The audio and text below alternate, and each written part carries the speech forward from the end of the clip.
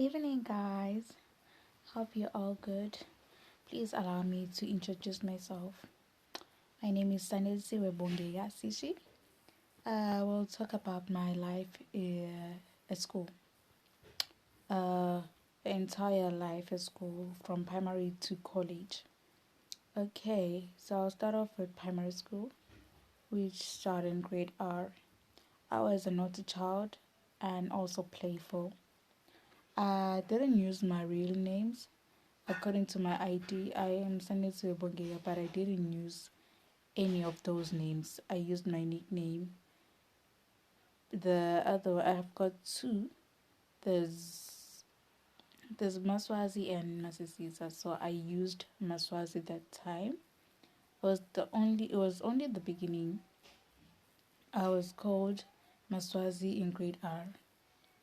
In grade 1, I had to focus. I decided to focus in studying, had to enjoy the life at school according to the circumstances and all the situations I've been through.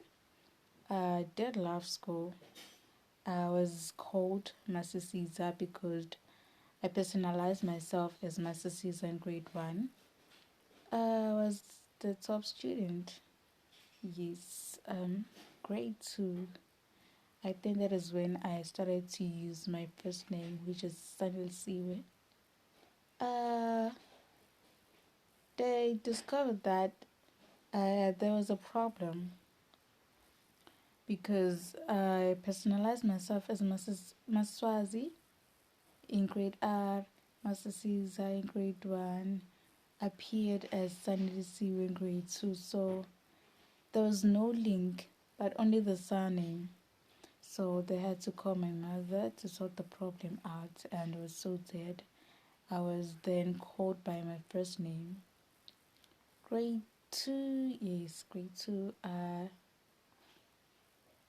got more naughty. I was more naughty that time. I was at home. I had no friends, had no one to play with. So I decided to just climb. Wherever I used to climb a tree, I try and line windows, doors, wardrobe, everything. So I'd fall and break my arm or bone or leg, sorry. But in grade 2, I used to, I think for the first time I broke a leg, then for several times I broke my arm, which was the right arm. Grade 3, I was playful, too playful in class. My marks dropped. I lost focus. I just wanted to play. I wanted to play. And I did play, but my marks dropped. In grade 4, I decided to have, I didn't decide, I actually had to be bullied by two boys.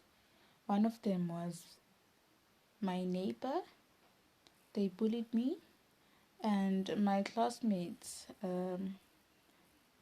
my female classmates, would just ask me for a share of my lunch. And I didn't like that, so I had to say no, I can't share a slice because it was most of the time when they asked of share, I'd only be left with a slice of bread. So it was hard, it's still hard even now to share a slice. Like, guys, a slice of bread is just too small for sharing, but that led me to getting detentions and punishments every time. That was my grade 4, and that was my life in primary. Bullied, naughty, playful. My favorite subject in primary school was natural sciences, and my favorite part of it was about planets. I loved learning about planets. It was just my favorite. Okay, yes. And my favorite grade was grade 1 because I was a top student, of course. Then I passed on to a next grade, which was grade 5. I had to go to a new school, which was a multiracial school, but I was mistreated, unfortunately, by my class teacher, who happened to be an Indian. I wouldn't say that she was racist because I wasn't the only black child in class, but I was the only new child. There were blacks, there were coloreds, whites, and Indians also. But she had to treat me like I knew nothing at all. My deskmate was an Indian, so she taught us most of the subjects excluding EMS. It was only EMS that she didn't teach us. So every time when she taught us, she would tell my deskmates to help me because I knew nothing. After breaks, she'll punish me, shout at me in front of so many students for things that I didn't do. I used to be punished for things that I didn't do, mistreated, and I felt dumb. I felt so dumb, and that led me to lose interest, like the entire interest of studying. I stopped doing my homeworks, but my mother had to stop that. She used to hit me, especially in maths. Maths was a problem, but yeah, at the end of the year, she had to call in my mother. She had a meeting with her. She told her that I wasn't a good student. I need to progress in some kind of way. She will condone me, but there were two conditions. Uh, if I came, if I were to come back to the same school, I will repeat the grade. But if she takes me out of the school to a new school, then I will go to another grade because at that school, if a student is condoned, uh, that child will repeat a grade. So I had to go to a new school. I was happy. I wasn't happy actually. I wasn't happy, and I did not want to change a school. However, even though I was mistreated, but I knew that I thought that at a new grade I will find a new class teacher, new classmates, and things will be better. But unfortunately, that wasn't the case. So I went to a new school for grade 6. It was good. Made new people. I used to change friends then because I couldn't find the right one. I was picky at the same time. I enjoyed my own company.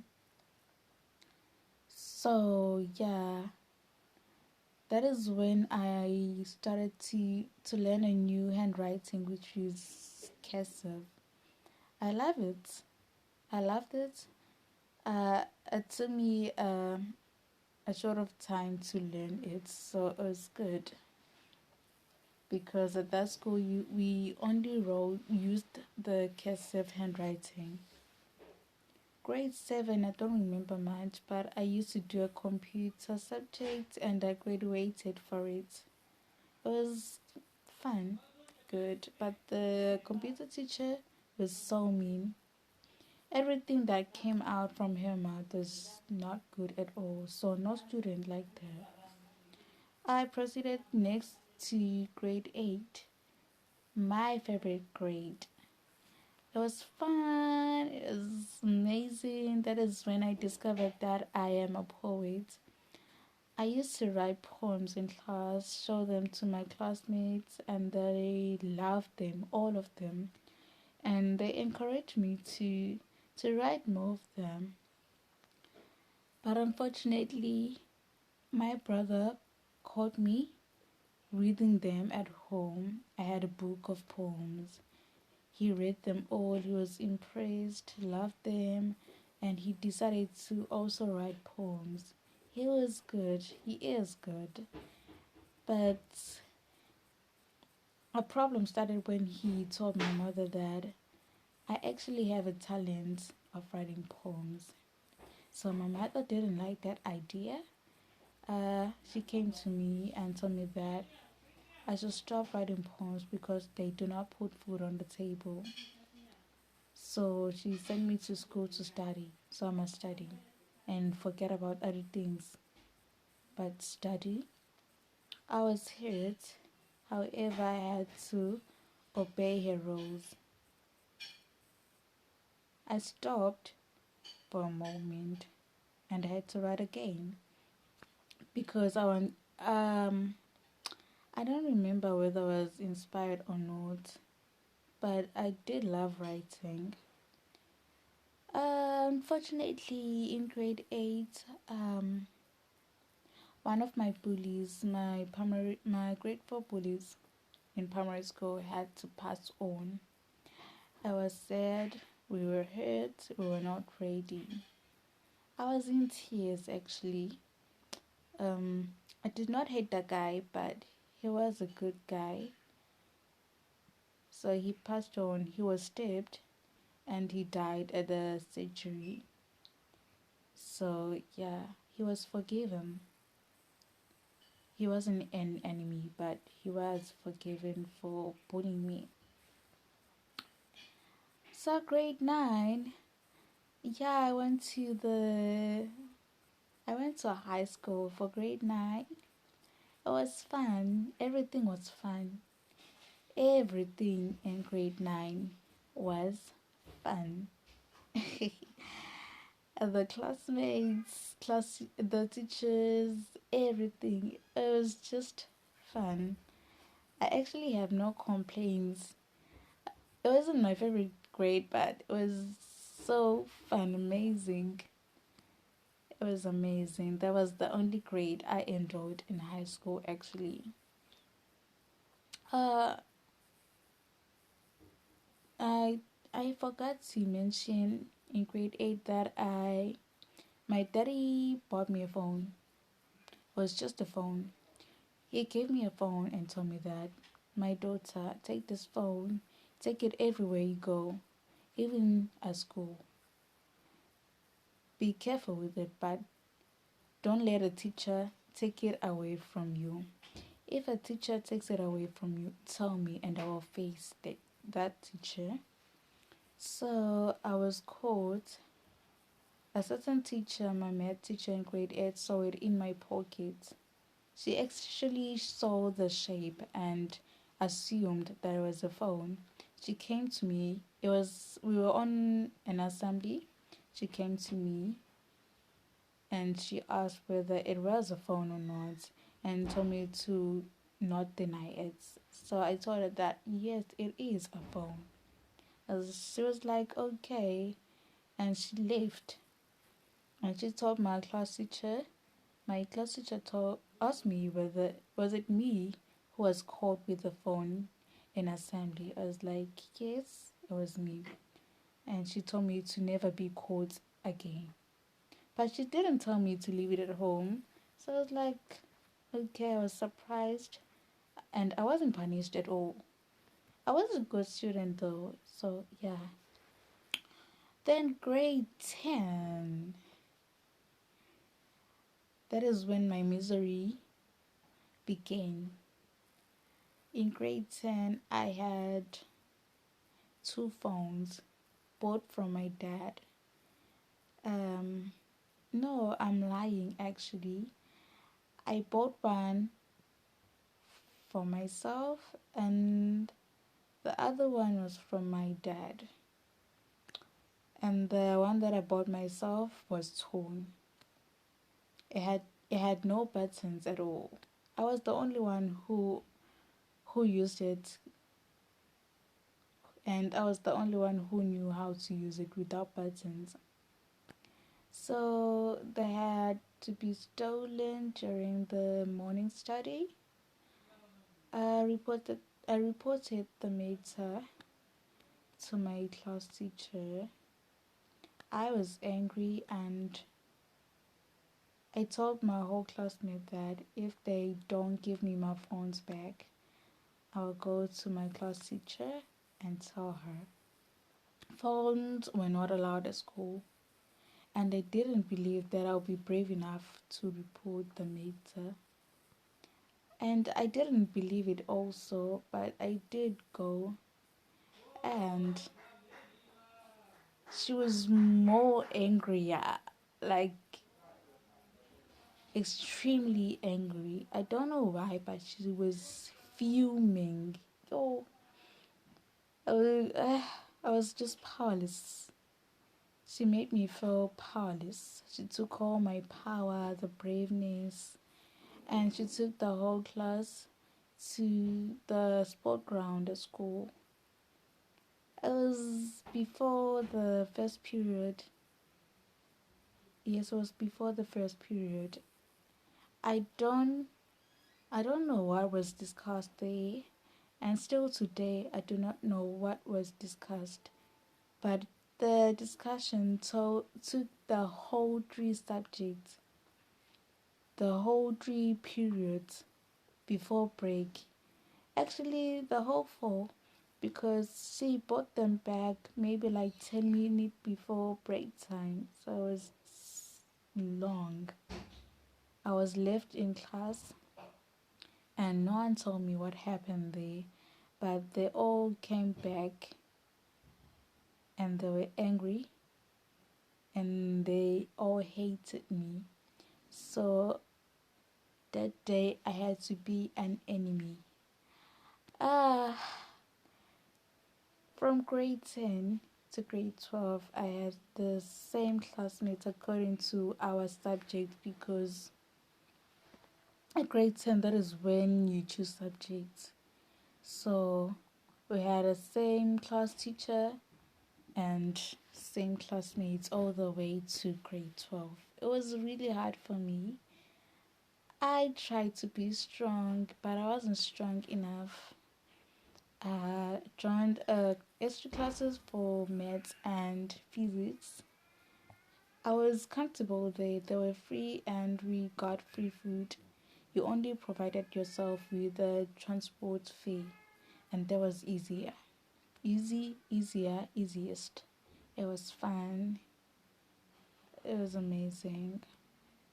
But still, because some of the students in my class uh, also went to the extra classes with me. Only one person didn't hate me. She loved me so much. I don't know why, but she supported me all the way, and she is the reason why I joined extra classes. So they went on from grade 10, grade 11, grade 12. I was living under a grade, and no student from the high school I went to survived. If you were hated, if you were an enemy, you die. Showcase, guaranteed. You were going to die. With some of them were dead, some of them were beaten to death, and some of them were shot. But I was the only one who survived, and I still don't know how, but it's just the grace of God. I didn't know how to pray, but I used to have a small testament. I'd carry it to school and I'd read it in front of them because it was hard. That was the only thing I was good at. It was hard, guys. It was hard because even the problems that I had at home, I still had them. I still had to face those problems, and I still had to face those at school. So it was a hard time for me. But I had to push on. The support wasn't sufficient enough for me. I needed more. And I needed more prayers. And the pillow that I used to sleep on was always wet by my tears. I had no one to wipe my tears, but I had to be strong at the same time. Uh, one of my classmates, because I had a best friend from another school at the as the extra classes, because it was the extra classes were at the different school. So at that school, she came to me. I was with my best friend, and she exposed me. She exposed how hated I was, and from that day, uh, I lost it all. I lost it all, and I decided to quit. I had to still think about the day of quitting, but I made a decision that I'll just quit before it got worse. I didn't have to be exposed more, so I had to do something to stop her from exposing more. I had to quit. I didn't want to, but I did actually, and I told my best friend that pay to you know how hard my life is, you know how they mistreat me at home and how I'm hated at school. Now that this lady just exposed me in front of my other best friend, you were not there. I was hurt. So for that, I have to quit. I have to find myself. I have to find healing. I need to recover. And I'm living on the streets, so I have to do something. And you know that I've dropped a lot in my marks in class, and I failed a term in grade 11, if I'm not mistaken. The first term in grade 11 I failed because it was too hard. I lost it all. She cried. She actually cried. I had to hold my tears from coming out. I had to prevent crying, but she just cried and begged me not to quit. But I had to.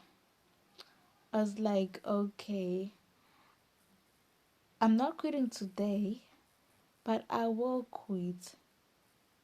And you have to see that for yourself, because I am serious. I will quit.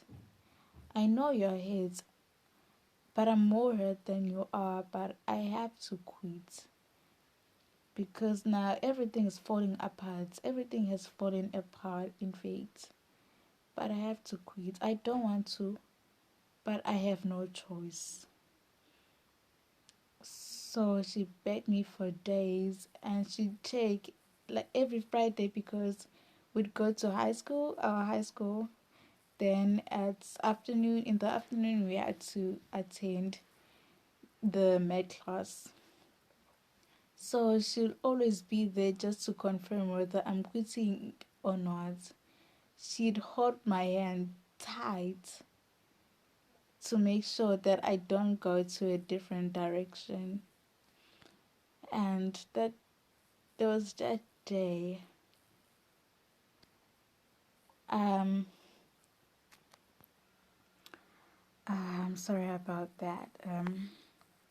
But that day, she was across the road, and we were facing each other. One had to take a taxi first, and I didn't want to take it first. I had to see her as she went on to attend the extra classes. I was in pain and she was in tears.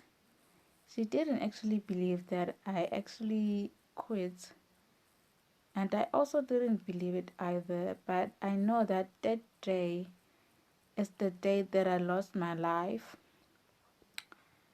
It's the day that I abandoned my future. And I still regret even today because I had so many days of absentees, so I couldn't go back. Yeah, and life went on. I was still threatened even more. They used to write my name on the chalkboard.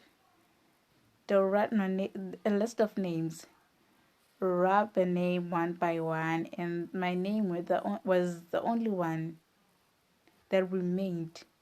And one student would stand at the door to check whether there's a teacher coming or not, so that they can stop what they're doing in class.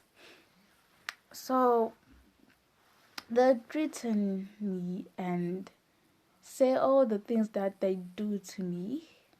Unfortunately, they were also threatened that if they dare touch me, they'll be suspended and something else would happen to their lives. So they couldn't, but I was still scared because I knew that every student that was threatened at that school dies. So I was living under fear, living under threats. I was in pain. So in grade 12, I was still going on. And another problem came up. My parents had to divorce. So during my trimester, yes, my third term, I was writing my trial exams, and my parents were in a process of divorcing. I was updated each and every day. So I was hard, but I told myself that no, Sunny, you failed a term before. You only failed once. You cannot fail again. You have to push. And I began to have a favorite verse from the Bible, which is from Psalms 23, which says, "Surely goodness and mercy shall follow me, and the one that He prepares a table before me in front of my enemies." And that verse was trending every day in my mind, that He prepares a table before me in front of my enemies. Even though I didn't take them as my enemies. They were not my enemies. Still today, they're not my enemies, but I was their enemy. But He prepares a table before me in front of my enemies. So I had to be calm. There was a bit of peace in mind and in my soul. So I tried to push on with my studies. And there was a time, I don't even remember, but I just saw that, okay, now everyone is okay with me. I'm no longer an enemy. No one came to me to apologize, and it all felt like nothing happened. I was just a normal student who was not hated, never been hated. It was like, what's happening? I was confused in such a way that was when I lost focus again. I was like, I wish someone can come and tell me what's happening, because last time I checked, I was an enemy, and everyone wanted me dead. So why is everyone talking to me so nicely? What's happening? Like, really? Does anyone even want to apologize for what has happened? But I forgot about that. I had to push on. I had to leave and forget about it. And I had to forgive. So I did forgive. There was this guy. He was so um he came to me and said, Sunny, I like you. I want you to be my girlfriend. I'll treat you well. But Sunny wasn't interested at all. And the guy didn't take no as an answer. So he made everyone believe that I was his girlfriend. And I was that bad girlfriend who would make empty promises. Every time during break times, he'd come to me and say, let's meet after school or come to my class during the afternoon study. I'll say yes, but I never done that so many times. So he'd come to me, he'll slap me. Angikinya ugayi, hayibo. Wayengikinya, engiphula. He did everything. He abused me.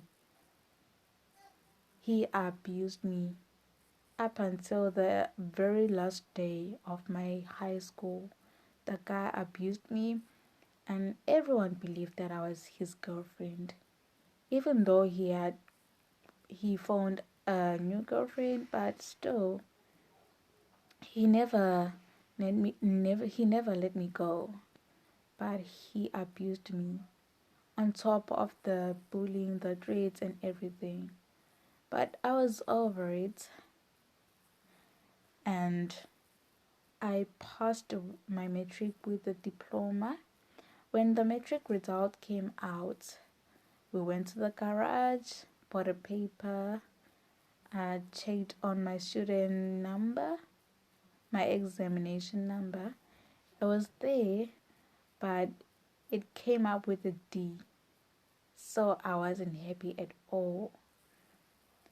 I had a massive headache because I knew that I was heartbreaking, even though I went through all the things I went through, but I did try to do my best. So I didn't believe that I deserved a diploma, and I wasn't really happy, but my family tried to comfort me.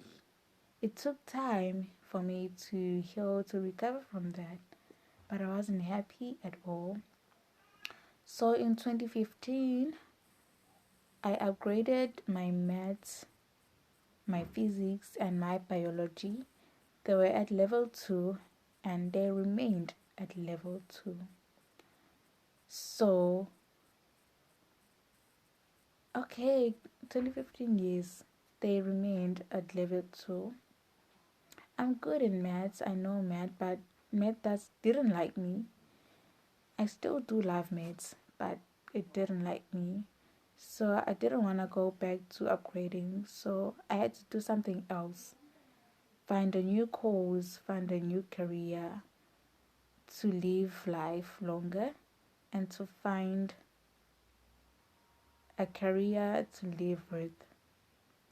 So my mother took me to a nursing school called Candlelight. Yes, Candlelight.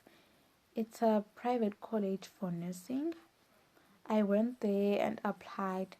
They didn't reject me. However, they told me that with my points, I do not qualify for nursing. So they have a course which is a bridging course for nursing. So I have to undergo uh, an interview. It was a test, a biology test. Yes, so it was a biology test. I passed, and I was due. Unfortunately, the course wasn't registered. So the year, the money, and all was wasted. I finished in March, if I'm not mistaken, between March and February. And so for that, I couldn't find a space. It was 2017. Yes, 2017. So I had to be on a gap year. I was hard, miserable, hurting, and all. But also there, I survived.